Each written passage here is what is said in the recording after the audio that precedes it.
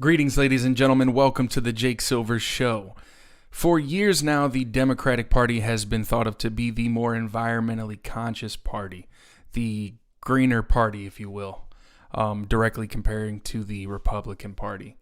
And I'm not Democrat nor Republican. I am independent.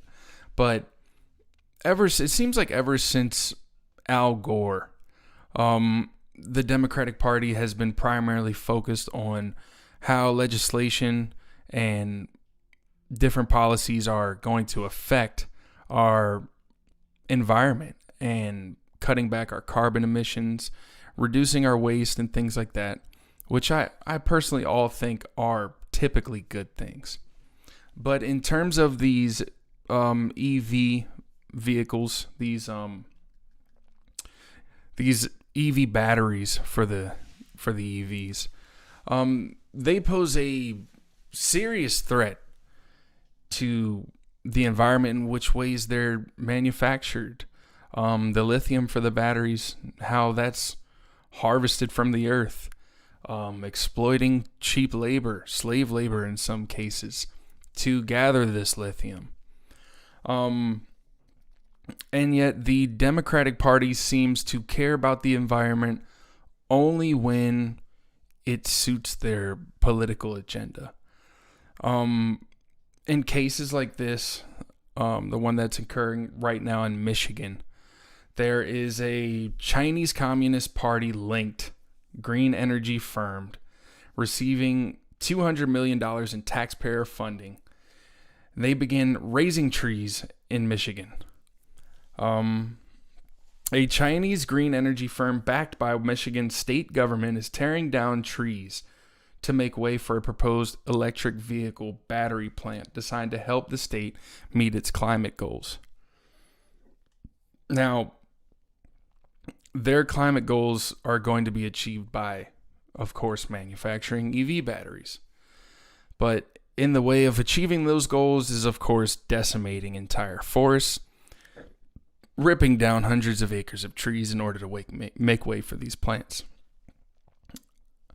Now, Goshen Incorporated, whose parent company is Hefei, is a Chinese-based Goshen High-Tech, said it has initiated its tree-cutting process this week to make way for its controversial EV project in Mecosta County, Michigan, which has received report from Democrats and climate activists, but opposition from Republicans and national security experts. Goshen first unveiled its development plans for the project in October 2022, alongside Democratic Governor Gretchen Whitmer, agreeing to invest $2.4 billion in two 550,000 square foot production plants and other supporting facilities across a large plot of land in Green Charter Township. Now,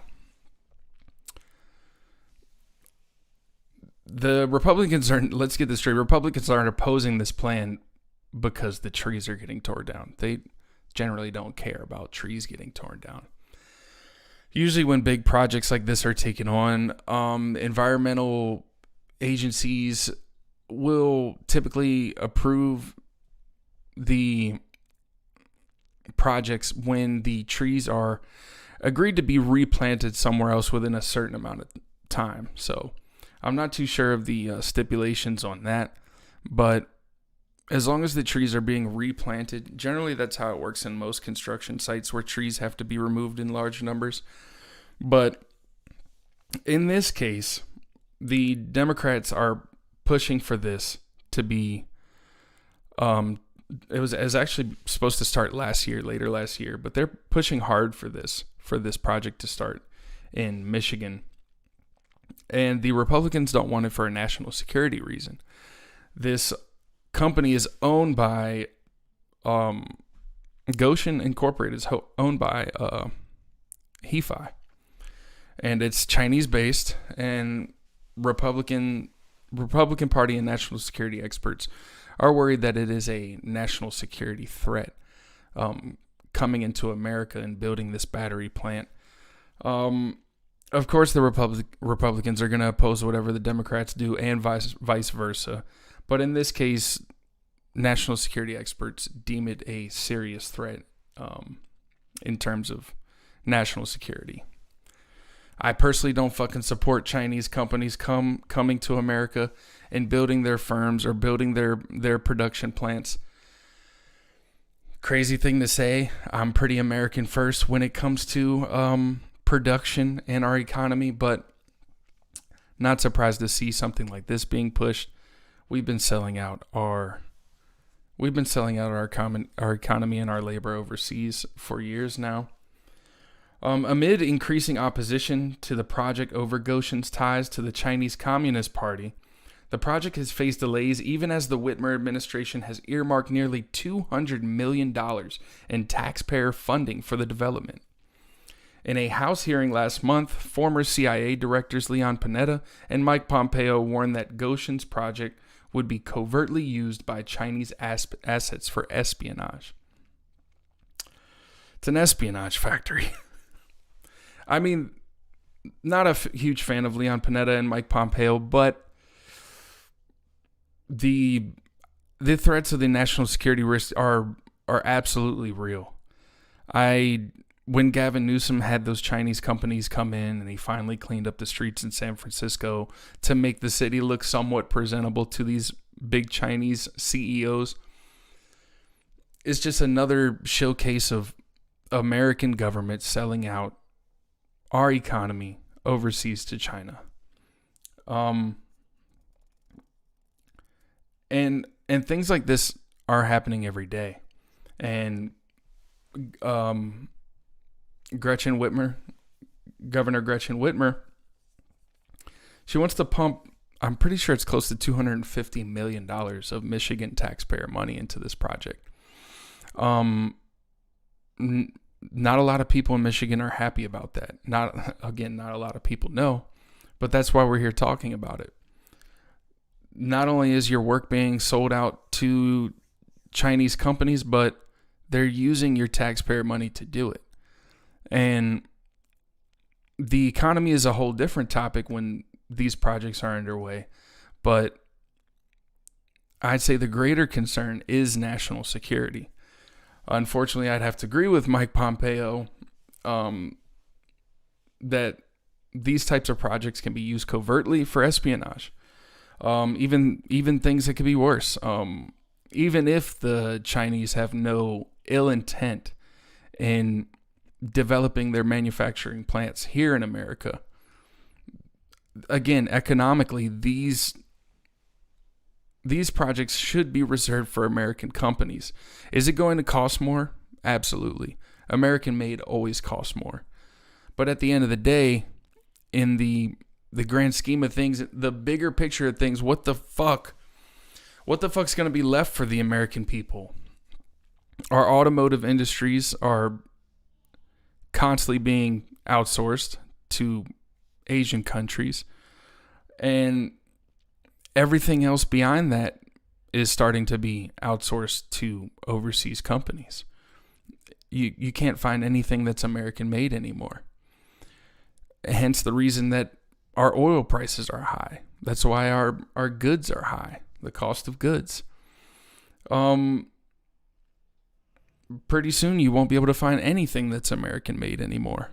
That's just the reality of the situation.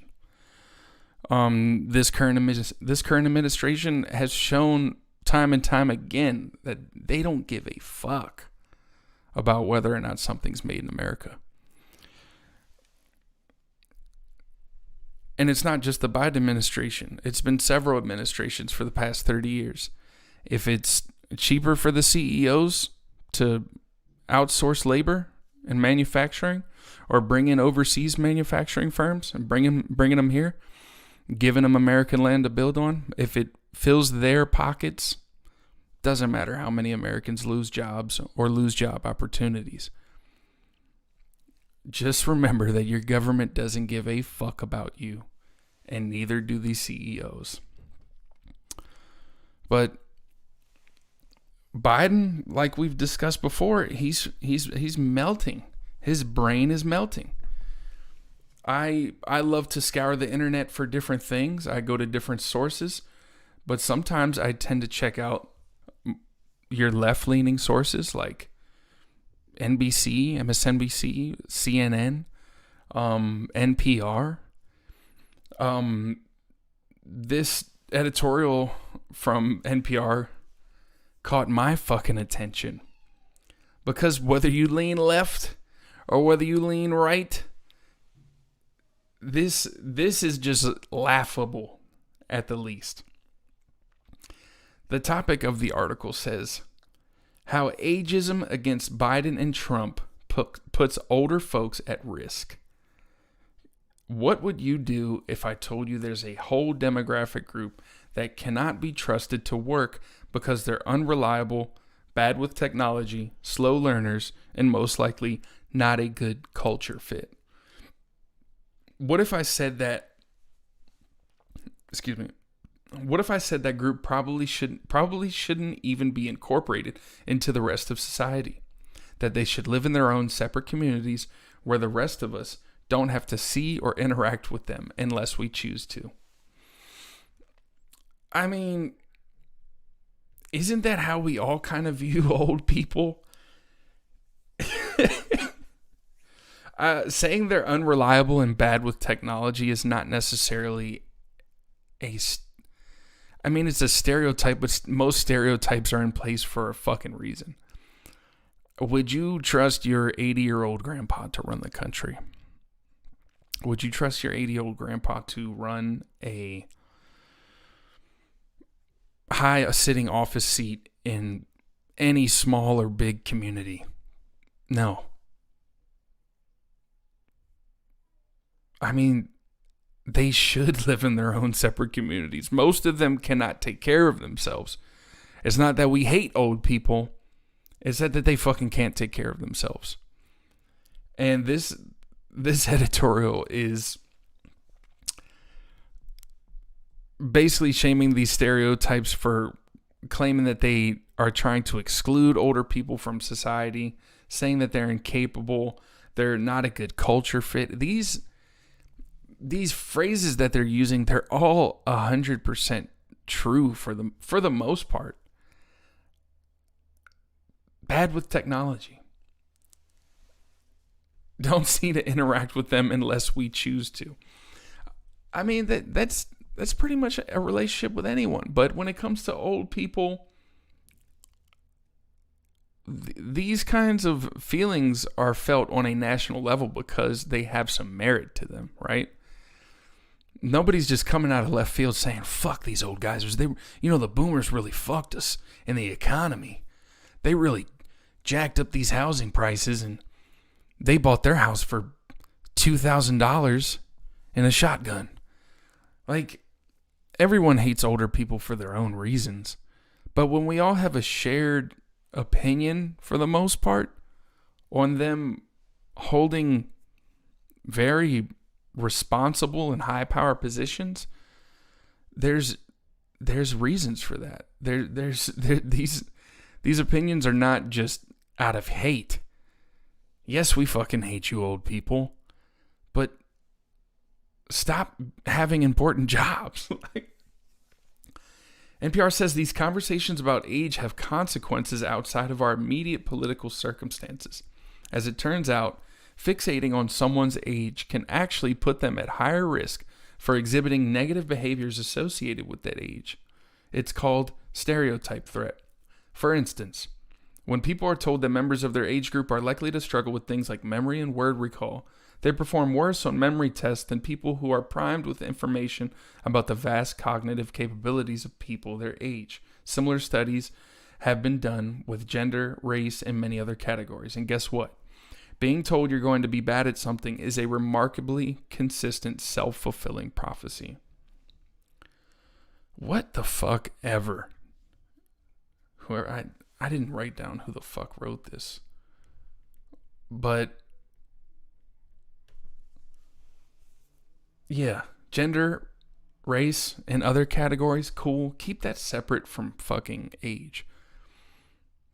If you're fixating on the age of someone who holds a job that directly affects your life, that is not going to influence your own life in a negative way.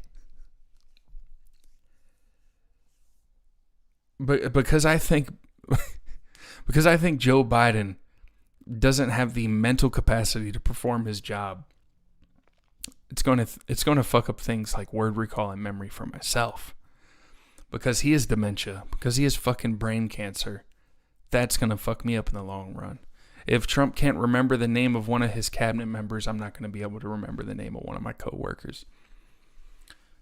This is why news outlets such as NPR are fucking struggling.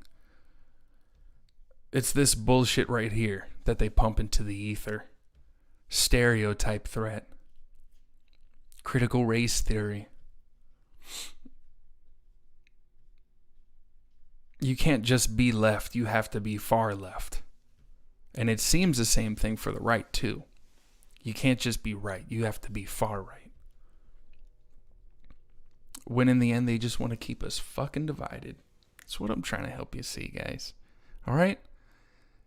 It's us and them. It's not them and us and them. It's we the people against the United States government. We handed over the keys to this country years ago, and now we're fucked. This, in my personal opinion, is not going to be fixed over another 4-year term of some guy you like. The legislators have the power, okay?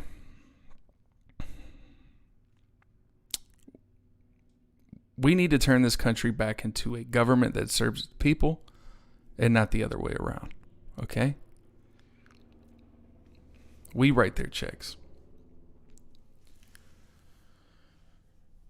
This has been going on the news the past couple days, but a Virginia firefighter killed, 11 injured after gas leak explosion levels residents.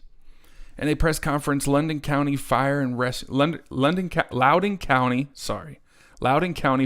Rescue Assistant Chief of Operations James Williams said that 1 firefighter is dead, 9 firefighters and 2 civilians are injured after the explosion totally devastated a home in Northern Virginia. It does not state who the home belonged to, and the investigation is ongoing. Now, I'd say, this is the second home explosion, not just a home explosion where part of the home exploded. The entire home gets leveled completely, demolished.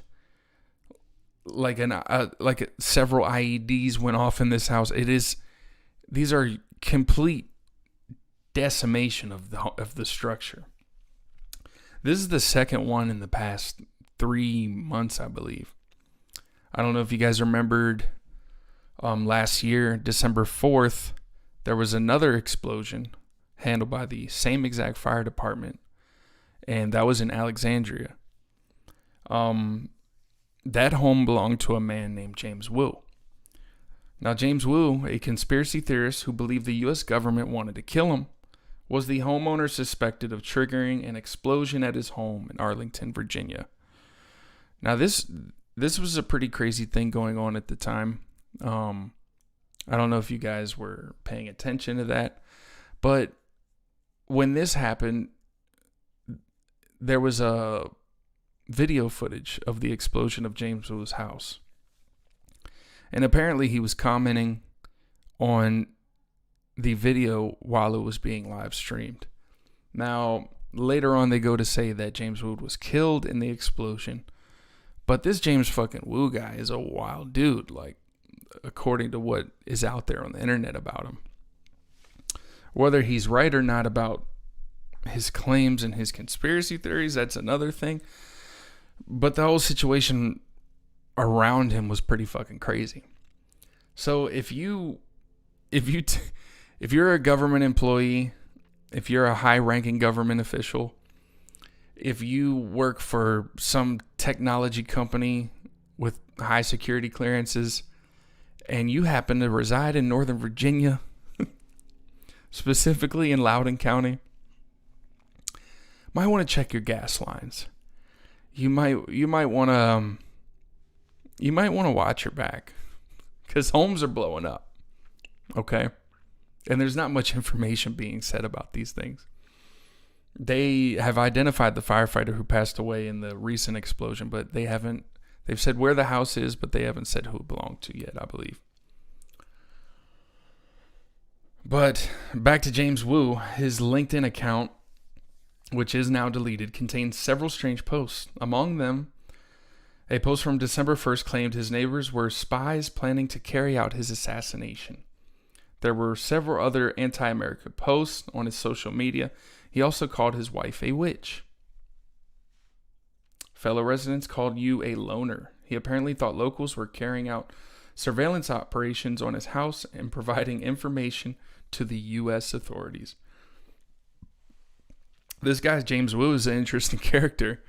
He fucking believed that the 9/11 attacks were somehow directly connected to I think it was the Mueller investigation. Apparently even tried to call Mueller and warn him about it, but how those two different things could be connected is beyond me. But the similarity in these cases are interesting, to say the least. James Wu case in December, in his case, the SWAT team was raiding his place, and apparently he triggered the explosion by firing off several flares. Another witness bystander said that he believes that an AR was being shot off during this SWAT raid. He claimed he knows what an AR sounds like, and he definitely heard an AR being shot. And with the one that just happened in Alexandria was James Wu. The recent one was in Sterling. So with this one, we don't know whose house it was. We don't know, or at least it hasn't been disclosed to the public yet, of whose house had blown up. But they were apparently investigating a gas leak. The fire department shows up an hour before this explosion, and then an hour later, boom, one firefighter dead, numerous others injured. So yeah, I'd be careful. You might get your shit blown up. Okay? Watch your back. Your neighbors could be building a case on you and you don't even fucking know it. Look at James Wu.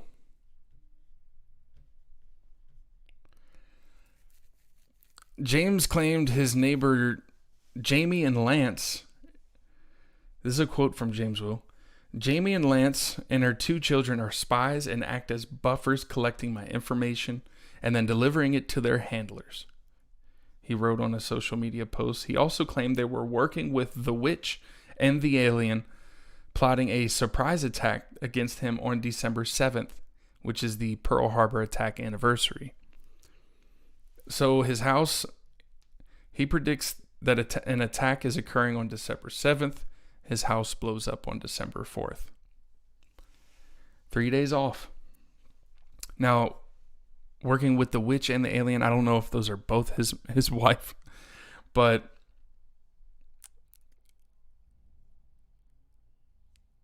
shit like this happens all the time throughout history.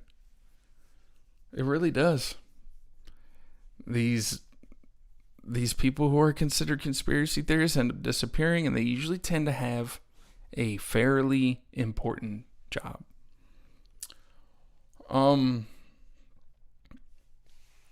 St. Patrick's Cathedral says it was tricked into hosting sacrilegious transgender activist wild funeral. How this even fucking happens is beyond me. St. Patrick's Cathedral says it was duped into hosting a sacrilegious funeral for a transgender activist, which left church brass outraged after she was eulogized as Saint Cecilia, mother of all whores. Wow.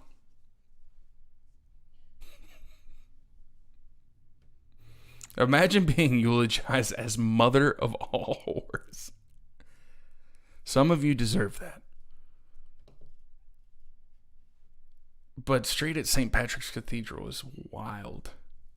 More than 1,000 mourners, many of whom were transgender or clad in flashy outfits, packed into the iconic cathedral to celebrate the life of Cecilia Gentili, a high-profile activist who advocated for the trans community, sex workers, and HIV/AIDS patients, the New York Times reports. Many of the attendees donned miniskirts and fishnet stockings, while others wore halter tops and high-heel shoes during a sometimes rowdy service that reportedly included dancing in the aisles and a call for easier gender transition care from the pulpit by one of Gentili's friends, according to the newspaper. But the glitz and glamour of the funeral sparked pushback from Catholics, you don't say, who felt that the ceremony made a mockery of their faith. The cathedral says it had no clue about Gentili's background. Well, I'd say someone's getting fucking fired from the church. I mean, if he was alive, they'd have had Freddie Mercury performing "We Are the Champions," while Gentili was eulogized as Saint Cecilia, mother of all whores. But, of course, this is one huge fucking event. I don't know who dropped the ball on this one. But, honestly, the Catholic Church has been more and more open to they've been more and more open with their support of the gay community. So I mean, I wouldn't say you get what you wish for, but they're acknowledging gay marriage, and for this mother of all whores to be eulogized at this Catholic Church, fuck it. This is the direction you guys are heading in anyways. Why not allow it? Now, of course, they're claiming that they didn't know this was going down. They didn't know how this event was going to take place, but fuck it. You got a bunch of weirdos out there in halter tops and probably wearing thongs. A couple gags. But fuck it. This is where you guys have been heading. You guys coming out and supporting the LGBTQ RSTUV, like this is what you get. There is no I don't know if the Pope thought by supporting the gay community that he was just going to, that the Catholic churches, these cathedrals were just going to be hosting, simple little quaint gay weddings. No, full blown faggotry. This is just one of the few ways that the gay community has consistently mocked the church and religion. I'm not Catholic myself, but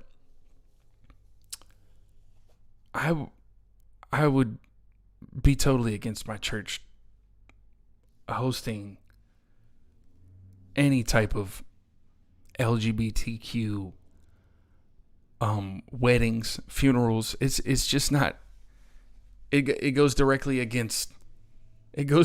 fucking against everything that they should stand for.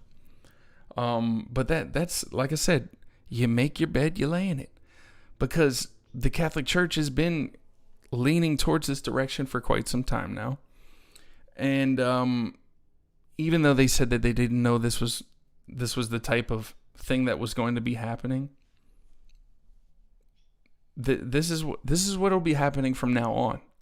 They knew. I think they knew. I think they knew very well that Cecilia Gentili, I believe they knew who she was, and it's backfired on them because they went full blown with it. Sacrilegious. Saint Cecilia, mother of all whores. You're not going to get your little quaint funeral. Oh, Gentili, she was a good woman. No. We're going to be in the aisles of the church, twerking, busting it wide open, spilling rainbow paint on each other, smoking cigarettes, shooting up heroin. We're going to do confession later on, and we're going to fucking tell you about how we just had butt sex in the bathroom in the middle of your cathedral. This is not how they operate. There's a difference between your everyday homosexual and the radical transgender community. This is something that they are forcing down our throats. This is something that they are going to continue to use to mock the church and mock Christians everywhere. That's why their flag is a rainbow. The rainbow has always been God's promise that he wouldn't flood the earth again. Always. But nobody looks at it that way anymore. Even the word gay. The word gay used to mean happy, joyful. No. Now gay means you take it in the butt.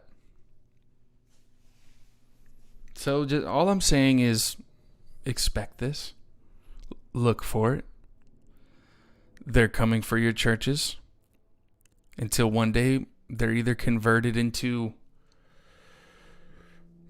AIDS hangouts or they burn them straight to the ground.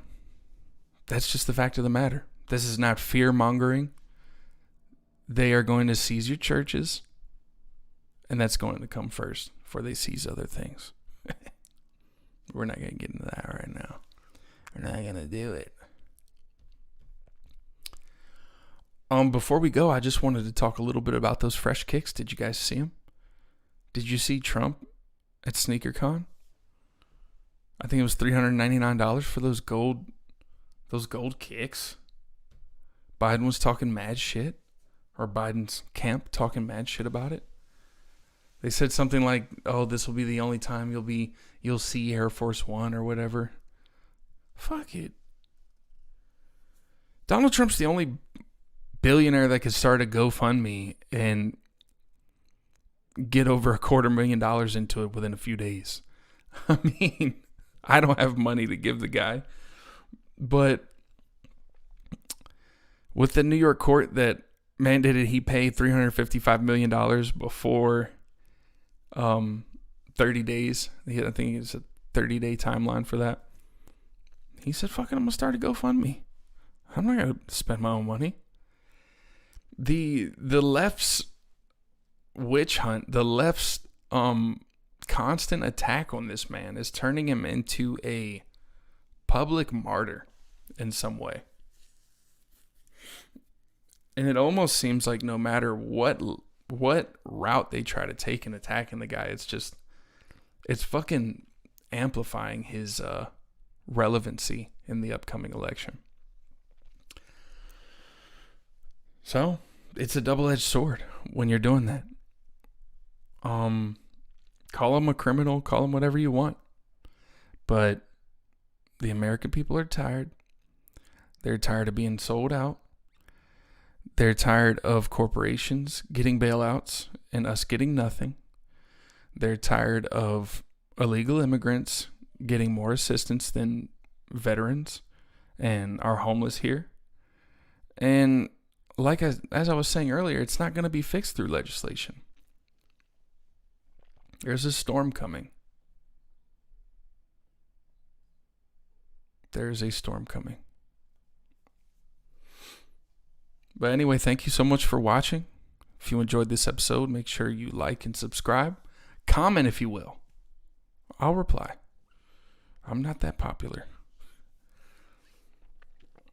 But thanks for joining me on the Jake Silver Show. We'll catch you next time. Have a good one.